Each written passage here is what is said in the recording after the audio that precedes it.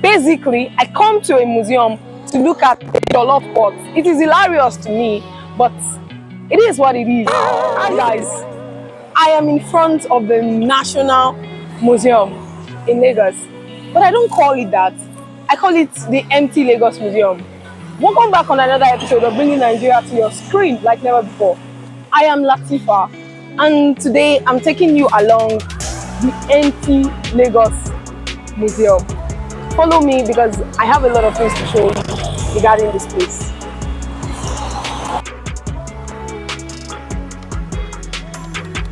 You guys be wondering how I come to the conclusion that that museum is empty. Yes, I'm somebody who actually like to see videos about people's culture and people's heritage, and I got to actually know from a young age that is the things museums display, like every other person knows. And because of this, I've seen museums from different countries in Africa before I even start going out of Africa. But let's talk about what is in our continent. And for Giant of Africa, which Nigeria is, and for Lagos, which is the biggest city in the whole of Africa, that museum is empty. I've seen other museums. For example, I've seen museums from Addis Ababa. I've seen museums from South Africa. I've even seen museums from Tanzania, from Rwanda, and they are not like that. This is the reception, and this reception is looking so dusty. Even the things in it, the artifacts in that reception that you are seeing over there, they look very dirty, unclean. Everywhere looked like there were cobwebs everywhere, and I was wondering, like,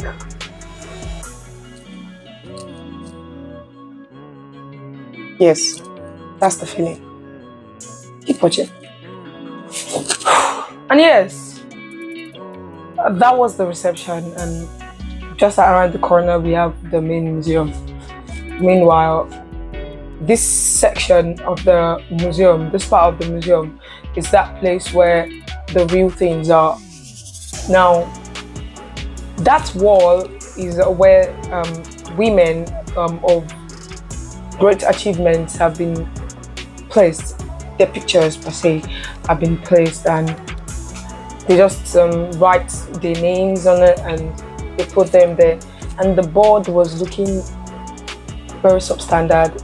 It's not like as if I'm lamenting or like I'm seeing the negative part of this.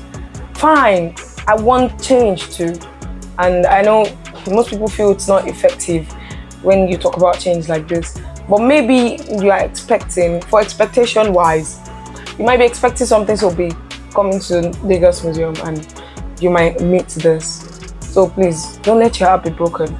It is what it is.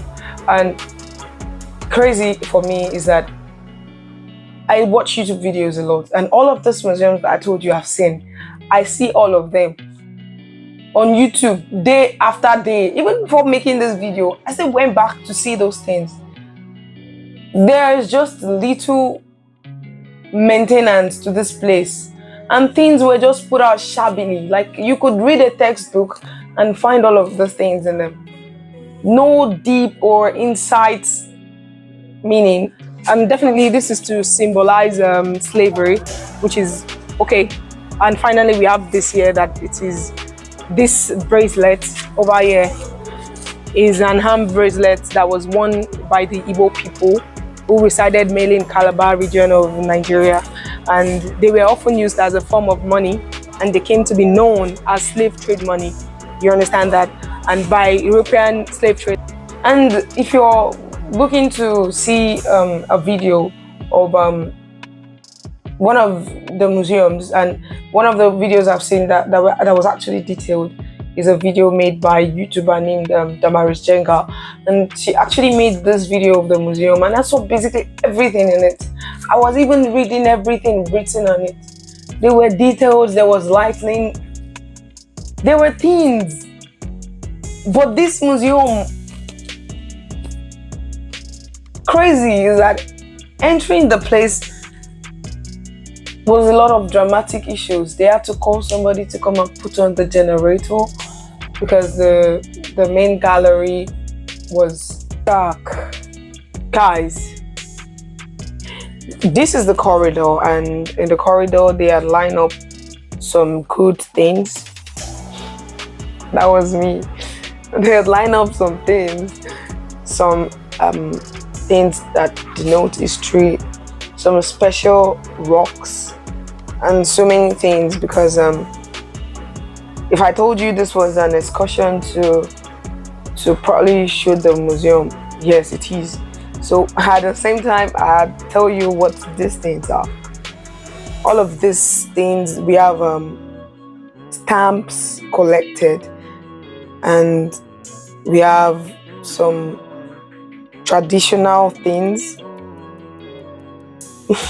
All of these things, they are all in a way like they were just abandoned there. No special care for them, and it's just something that you can just, people pay ticket fee to come here, and when they pay this ticket fee, I think it's so the place can be regulated and maintained. Sorry, and the fact that it is a government-owned museum, this is a public museum. It shows, okay, there's some money going from the government into places like this for maintenance. Even some museums in the world are free. You can just go there and check it out. But this one, you have to pay, even because you have to pay, which is not, the paying is not the wrong thing. It's just that people pay towards such things so that when they go back again, it could have been, repaired and maintained. But I don't get it. It's like, this is different. But I don't know the reason why. But it's fine. Let's still see. This is the compound though. The compound of the museum. The main museum is where we're going now. So guys, let us watch. Drum roll. This is the main museum, and this is the gallery. This is that place where everything is. Number one,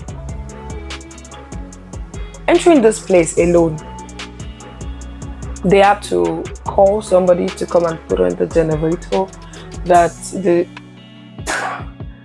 being said, the person came, put on the generator, then we started touring the museum. And I can tell you for a fact, inside of the museum, this is the inside. The design was poor for a museum. It was as though there was nothing they were trying to protect in it. Because I know there are museums, they tell you, oh, this is something that belongs to somebody. We care about it so much, we don't want it to go. But, touring this museum and seeing all those things that I basically see on my day-to-day life, it's like, these things you see here, if you watch Yoruba movies a lot, when I say Yoruba movies, Nollywood, all these movies that have to do with African gods, you'll see all of these things in it. The traditional worshippers, the tools they use, you see them in it. So seeing this actually in a museum was not a deal breaker for me. I felt like I could have seen this in a movie. I could have seen this from the comfort of my home. You understand? So due to the prior knowledge I have about museums, I can tell you for a thing that the design, the way the inside of the museum was poorly designed. The picture, the way the wall was painted, the way the things were placed was not strategic. was not beautiful to, there's a way you can just I remember something my brother used to say. When it comes to the way you see some eateries, the way they place foods, not eatery per se, some restaurant, the way they place foods on your plate, they make it look like a work of art. Not that you would eat it, even if it was not placed that way, but it's just beauty, it's just to make you anticipate this thing. It even adds to your remembering of that thing, There's something, when something is nicely designed, that's what it does to you. But compared to that, I feel like this was just put out, it's just like the way they say, the way when you see movies, the way they put food on prisoners' plates, like, just eat this. They just serve it like, just eat this. Like, just take it, like, this is the museum, just take the museum. And you just go, I don't know, but I feel I was not supposed to be seeing a rolling fan there. I was expecting, the place is well conditioned, but still it was hot. Everything has to do with expectations. So maybe because I spend a lot of time being familiar, there's what familiarity does to you, that I used to check out other countries' museum. Then it just came to my head that, come on, your country also has a museum, check that out too. And I did, and this is what I got. And I'm not saying anything other than I've said, because we are still touring the place. So let's still see what the museum has for us. This part of the museum was closed when we came there, and it was basically about the leaders that have ruled Nigeria, of the past and present leaders of the country. And in it, they had all of the pictures of because I could see it through the glass, but I think my camera couldn't see it, but my eye could see it. So they arranged all of the pictures of the past and present government of the country. And also the grand thing of that place basically was the car of late Murtala Muhammad, which he was shot in, that was there. So that was all. So guys, this concludes my excursion to the museum, and I know you have things to say in the comment section, and I want to see them. I really want to see them. This is not me trying to make bad PR for the museum. If it is, call a spade a spade. And I'm opinionated, just as every other person in the world. This is my opinion. And I told you before, this is not just me coming out of the blue to declare this museum empty. This is me after seeing lots of videos of different museums coming to a conclusion and telling you, compared to them, this is the fault I can see in this. And if you watch this video with an open mind, then you should see that point. But if you watched the video because you feel like what I'm saying is wrong, it is fine also. I just want you to watch the video, and you have, so it's fine. And because of this, I'll see you on the next video, because the next video I'm going to show you a museum that is also in Lagos, but that's totally different from this one, and I hope you watch that one too. See you next video.